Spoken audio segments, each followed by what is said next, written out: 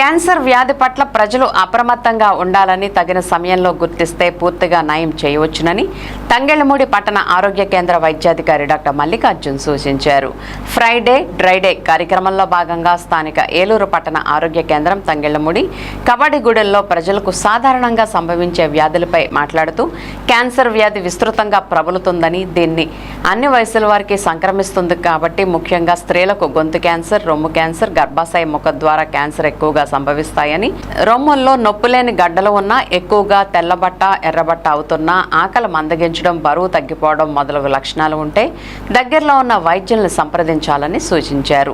Cancer పరీక్షలు ఉచితంగా నిర్వహిస్తామని, ప్రజలు సకాలంలో వైద్యుల సలహా పాటించాలని సూచించారు.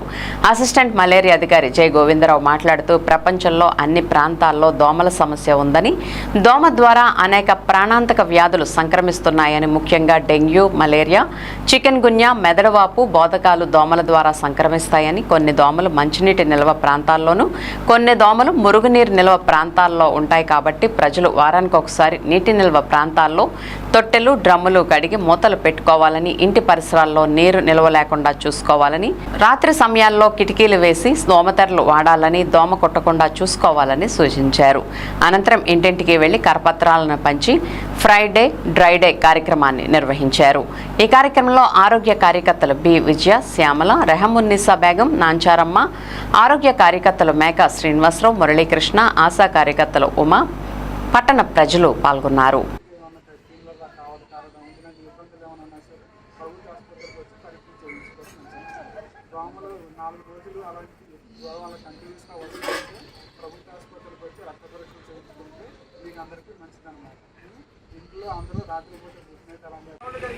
వీడియో తీస్తున్నాను. ఓకే.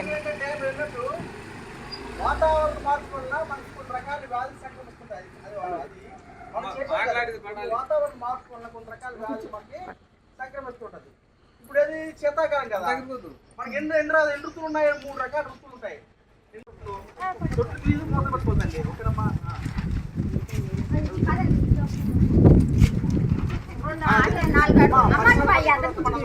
ఇక్కడ దగ్గర నుంచి తీయమన్నారు.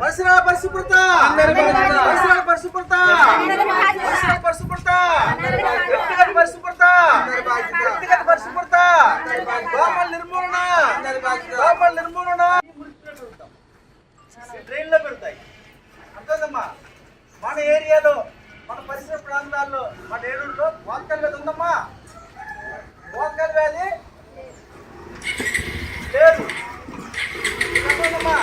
మన పరిస్థితుల్లో డెంగ్యూ జ్వరాలు ఉన్నాయమ్మా. డెంగ్యూ జ్వరాలు అడపాదడపు ఉన్నాయి. అడపాదడప డెంగ్యూ జ్వరం ఉంటాయి. చాలా మామూలు మొత్తంగా లేవు. ఇప్పుడు లేవు. ఈ 7 నెలల్లో ఈ ప్రాంతం డెంగ్యూ జ్వరం లేవమ్మా. అదమ్మా. అయితే టైఫాయిడ్ ఉంటాయి. అది చెప్తాను. అది ఏంటంటే డెంగ్యూ జ్వరం కారణానికి నీళ్ళ దాచుకుని దోమలు వద్దమ్మా. ఆ దోమ నీళ్ళ పెరుగుతుంది. డెంగ్యూ దోమ, మలేరియా మంచినీళ్ళు పెడతాయి. ఈ వర్షాకాలంలో అడపదాలు ఉంటాయి కానీ వేసవకాలం జ్వరాలు ఉండవు.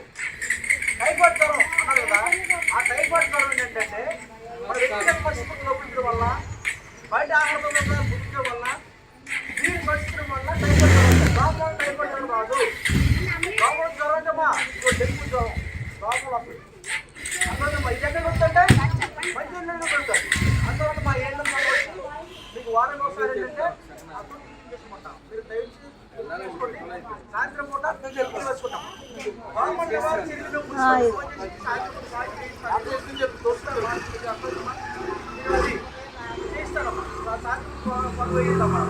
అయితే నిర్మోసు పొగ వల్ల దోమలు చనిపోతాయి మన భ్రమ.